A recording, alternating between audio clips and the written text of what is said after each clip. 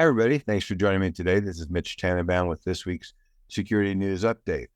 In the Security and Privacy Alerts Department, Kaiser apparently gave data on 13 million customers to its advertising partners. They are joining a long list of healthcare providers that didn't quite understand what inserting beacons on pages did. And it provides, besides information like what pages you visit and who you are, information about your computer and stuff, they may well have provided healthcare information on top of it. So they are on the naughty and nice list on the naughty side, and they, I'm sure, will be paying a significant fine to the government. And unless the government changes the rules about doing that kind of tracking, is going to continue to be a problem for healthcare providers because they don't necessarily understand the implications of what they're doing. In the reference department, CISA has released what they're calling Cybersecurity Performance Goals, CPGs. These are going to be released for the 16 critical infrastructure sectors as well as one generic one.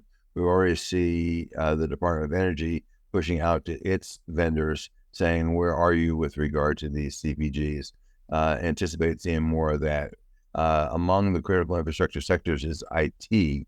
So this could become a big issue for folks. And, there's nothing in there. It's all based on the NIST cybersecurity framework. And they're going to upgrade it to the CSF 2.0 this year as well. But there's nothing in there that you shouldn't be doing anyway. However, a lot of people are not doing what they should be doing. Under important issues, the FCC has voted one more time, as kind of the volleyball, to restore net neutrality. It was originally put in place under Obama. It was retired under Trump. Is now being restored under Biden. Fundamentally, what this does is treats internet carriers like a regulated carrier, and with a lot of caveats. They're not anywhere near as regulated as like a phone company, but at least it gives the FCC some supervision over what these internet providers are doing. Because right now it's the Wild West and they can do whatever they want. However, if the administration changes in January, this could go away again. Under legislative and legal, Biden signed the extension to FISA 702. This extends it for just 2 years. It makes really ridiculously modest changes to the FISA process. It does codify into law some of the things that the FBI said, don't just trust us, we're going to go do this. But this fight is not over. We'll be back in 2026, I am sure. Next, Europe's police chiefs and Europol urged politicians to ban encryption. Don't know whether the politicians are stupid enough to go for that. I understand where the police are coming from, but banning encryption is just going to make a mess out of everything on the internet. And since we're all quite necessarily entangled with the internet these days, the only thing this will benefit will be the crooks. Russia has sentenced Meta's spokesperson, Andy Stone, to 6 years in a gulag somewheres in absentia. I don't think Andy plans on going to a vacation in Moscow, so he's probably safe. But Meta was already deemed an extremist organization, which a lot of people in America would probably agree with too. But in the meantime, he was convicted and sentenced to 6 years. In the breaches department, hedge finances was hacked for $44 million. Kind of another day, another crypto hack. So far, in the first quarter of 2024, there have been 223 reported hacks that we're tracking, compromised over $500 million in digital assets. To some degree, the investors are wanting to cover the losses.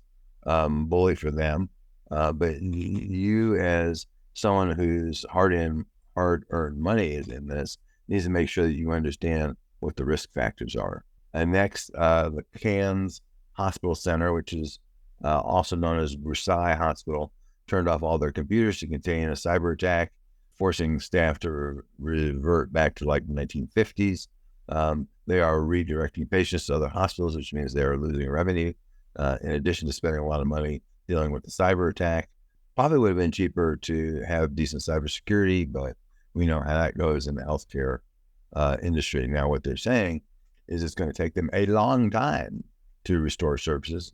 They haven't said what a long time is, but they're getting people ready to deal with that. Next, here's a surprise. I bet no one would have guessed that.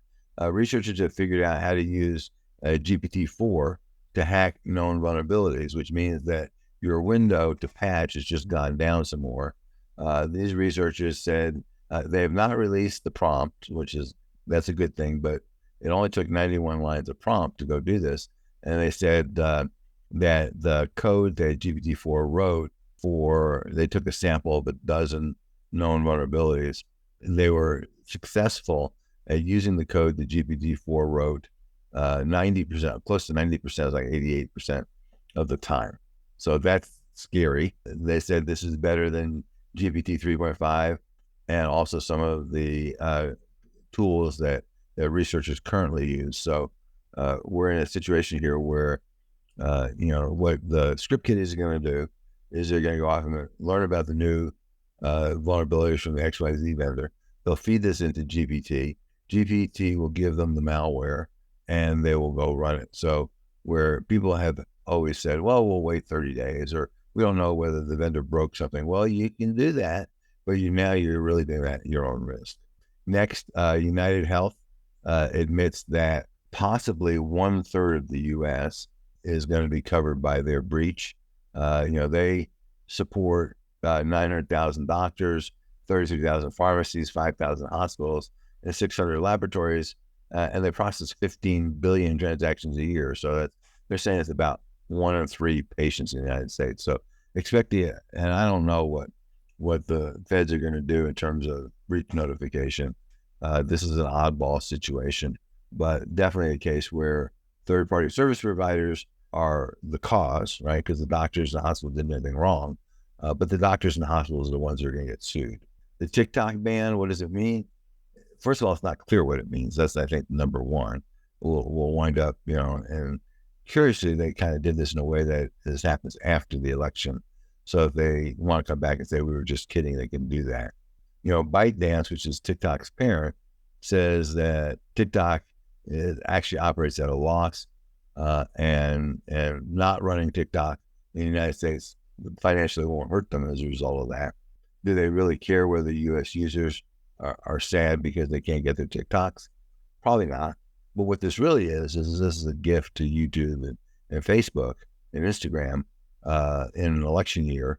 So maybe they won't be so mean to the candidates as a result of that, because they're going to get billions and billions of dollars in revenue as a result of this ban, assuming it happens. And if some people decide to jump ship before the TikTok content providers, if they decide to jump ship before the ban happens, I don't think they will, because until the users go away, the content creators have no reason to go away. But whenever they do, assuming this happens, this is going to be a great gift to those guys. And TikTok has already said that we're going to sue you, into the next ice age. So until the Supreme Court comes back and says that they can or can't do this, this is still an open question.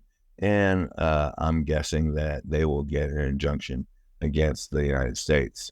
And lastly, in the security news bites, Health and Human Services updates the privacy protections for reproductive health care. This is in line with the administration's view on abortion and the fact that HIPAA has not been updated in 20 years, so things have changed a bit. It doesn't fundamentally change things, but it does make sure that providers understand who they can share data under what circumstances. Ring was fined $5 million after insiders decided that your cameras were interesting material, and Amazon, who owns Ring, had no control over that. So young boys could drool over young girls getting undressed in their bedrooms because their parents had the really stupid thought to put cameras in their bedrooms. And apparently they were doing that. So apparently people who were affected are going to get like $50, because after all, that seems like reasonable compensation. And they're going to do it through PayPal because I'm not sure why. Congress is also worried about TikTok. In the meantime, apparently there is a company, and this is not on the dark web. This is above board, if there can be any sort of thing like this above board, that is selling billions of Discord messages to anybody whose credit card clears, and apparently it's perfectly legal. but we're worried about TikTok. The FBI issues yet another alert on cryptocurrency money laundering, money servicing businesses. They basically said, as we go around and start shutting these companies down, you will lose access to your money. So understand that if you use one of those services, we warned you, and you might lose all your money. And finally, the FTC is finalized, and they set this out last year, so it should not be a big surprise to people. The health breach notification rule, called HBNR, and what they've done is they've updated it to include fintech companies that are dealing with health information. So that company that is monitoring your period, or your running vital signs or whatever. All that stuff is covered under the FBNR, because it's not covered by HIPAA, because these guys are not covered entities. So with that, thanks for listening. And if we can do anything to assist you cybersecurity wise, please let us know. Until next time, stay safe. Thank you for watching. For more information or to purchase this or any other of our board or executive services, visit us at cybersecurity.com. Call us at 303-887-5864 or email us at rh@cybersecurity.com. Goodbye.